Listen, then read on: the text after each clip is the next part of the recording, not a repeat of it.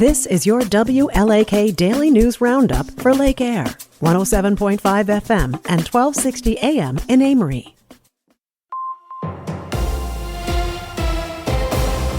Civic Media News.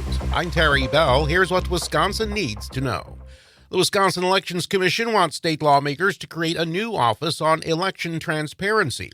Administrator Megan Wolf says public demand for transparency is growing. If approved, the office would operate inside the WEC and handle audits and voter accessibility. Democratic vice presidential nominee Tim Walz comes to Wisconsin today. He starts his weekend this afternoon in Wausau, then goes to Superior tomorrow. This will be Walz's second visit to Wisconsin in 2 weeks. He was in Milwaukee on Labor Day. School districts around Wisconsin will hold nearly 3 times as many referenda this year compared to last year. There will be 120 of them on November 5th. Governor Evers says the trend bothers him. What I'm concerned about, frankly, is that I hear when school districts have to go to referendum just for basics. That's an indication to me that the state isn't doing enough. State funding has remained relatively stable in recent years, but inflation is forcing school districts to ask voters for more.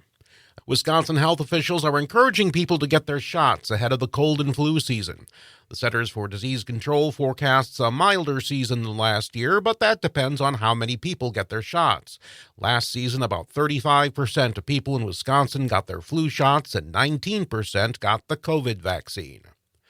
Officials say you don't have to go to your nearest Social Security office to do business with the agency.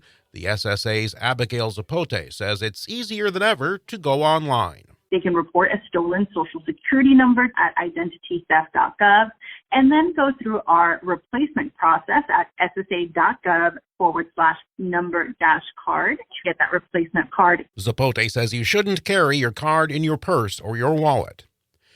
A 4-legged favorite of Milwaukee Brewers fans has died. Hank, the ballpark pup, became the team's unofficial mascot in 2014. He was a stray who wandered into the Brewers' spring training facility in Arizona. After that, he came to Wisconsin to live with a Brewers executive's family until he died yesterday. The Brewers are asking people to donate to the Wisconsin Humane Society. I'm Terry Bell, Civic Media News. Now, here's what you need to know closer to home. For WLAK News, I'm James Kelly. A Boy Scout troop in Superior is calling for community support after a trailer filled with equipment was stolen from an event. The trailer was stolen on Saturday night at around 8:15 from the parking lot of the United Presbyterian Church off North 28th Street. The troop is hoping to recover the trailer in the next couple of weeks before a planned camping trip with the equipment in the trailer. The Superior Police Department is investigating the theft, but the troop is asking residents to keep an eye out for the labeled trailer. The Duluth Police Department has joined an initiative to hire more women in law enforcement. The department has signed on to the 30 by 30 initiative, which seeks to have 30% of the officers in the department be women by the year 2030. About 300 law enforcement agencies have signed on to the pledge. The Duluth Police Department already has women in various roles of the agency, but officials say they need diverse representation at every level to ensure they're meeting the needs of the community.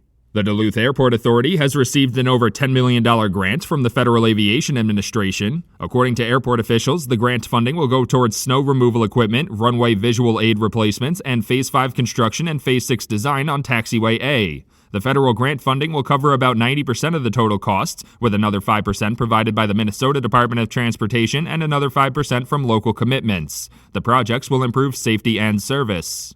Billionaire philanthropist and ex-wife of Amazon founder Jeff Bezos has donated millions of dollars to a Duluth nonprofit. On Thursday, the Entrepreneur Fund announced that they had received a $9 million donation from Mackenzie Scott and Yield Giving. The organization says they'll be able to use the donation to continue supporting small businesses in the community and promote economic growth in underserved communities in Minnesota and Wisconsin. Scott has donated billions of dollars to nonprofits. One person was injured and a University of Minnesota Duluth building was evacuated following a minor chemical explosion on Thursday. According to the Duluth Police Department, the person suffered minor injuries, but they were sent to a nearby hospital for treatment after being decontaminated. University officials say there was some minimal damage caused by the chemical explosion. Authorities have not shared what chemical was being used when the explosion occurred, and the building was cleared for ventilation. St. Louis County has received $15,000 of state grant funding to help remove invasive plant species like knotweed and wild parsnips. The knotweed can prove especially troublesome as it can damage the foundation of buildings. The wild parsnip can spread aggressively and could cause rashes, blisters, and increased sensitivity to sunlight in people who come in contact with it. Any resident who believes they have the invasive knotweed or wild parsnip plants growing on their property should contact the county. Duluth's Denfield High School entered its secure protocol again on Wednesday, about a week after another incident. According to the Duluth Police Department, the protocol was activated when they received reports of a person with a weapon in the area of the school. After investigating, law enforcement authorities determined the call was just a disturbance and the protocol was lifted at the school. The new protocol is a partial lockdown of the school, closing all entrances and exits while allowing classes to continue inside.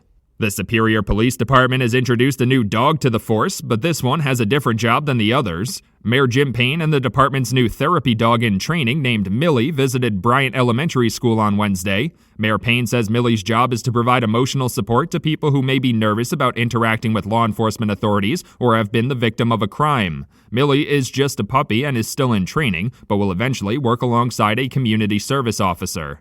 And that's what you need to know. For WLAK News, I'm James Kelly. History is made for the Brewers' youngest player. Hi, I'm Jimmy Kuska with sports, filling in for Mike Clemens. Jackson Chourio became the first 20-year-old to hit 20 home runs and steal 20 bases in a season during Milwaukee's 3-0 win over San Francisco Thursday night. Milwaukee leads the NL Central by 9 games with 16 games to play. The Brewers are in Arizona this weekend for a 3-game series beginning tonight. The Green Bay Packers take on Indianapolis this Sunday, and they'll be starting Malik Willis at quarterback with Jordan Love out of action with an MCL sprain. Head coach Matt LaFleur said that Love is working towards returning soon. He's going to do everything he can to be out there, and we'll give him the week. LaFleur added that Love has been at practice helping out this week. Yeah, he's been out there at practice and been engaged, knows every play call, is always coaching up Malik, coaching up Sean, is doing a good job with it. Both the Packers and Colts are looking for their first win. Tomorrow is a big-time college football showdown in Madison. Alabama plays Wisconsin at 11 a.m. Filling in for Mike Clemens, I'm Jimmy Kuska with Civic Media Sports.